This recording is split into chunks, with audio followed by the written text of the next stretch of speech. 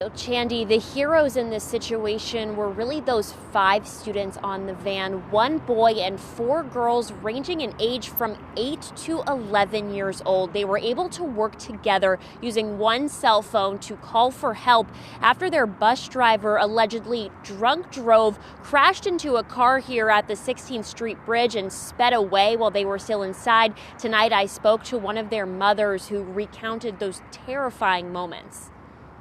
I could hear them in the background. Some were crying and some of them were trying to communicate with the driver and telling him, Mr. Jeff, please stop, please pull over. The police told you to pull over. And I could hear him at one point, he said, why? But then he was mostly just ignoring them. Angela Walsh's son Nathan was one of 5 passengers on the school van driven by Jeffrey Irwin Friday. The 11-year-old was the oldest of the group, the youngest just 8 years old. Definitely traumatized, just really nervous about everything. Not sure when he's going to want to get back on a bus again. 66-year-old Irwin is facing over 24 charges, including driving under the influence and child endangerment. Police say Irwin crashed into a car at the 16th Street Bridge just before 4 p.m., then sped away with all kids inside. The kids using a cell phone to call their families. At least one parent and the bus company were able to use GPS to track the van, police eventually pulling it over miles away in Pittsburgh's St. Clair neighborhood.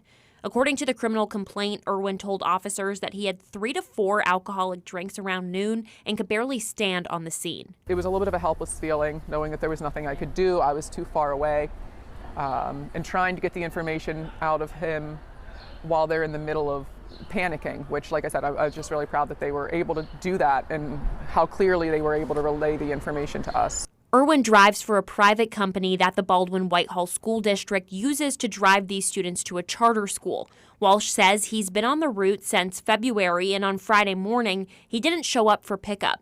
Walsh also finding out from the criminal complaint that Irwin was charged with DUI and fleeing a scene back in 2001. That was shocking. I don't even know how you get hired by a bus company with a DUI on your record. The Baldwin-Whitehall School District releasing a statement saying that the safety and well-being of every student is their very first priority. They also said they are arranging for alternate transportation for those students starting Monday. Reporting live on the North Shore, Felicity Taylor, Pittsburgh's Action News 4.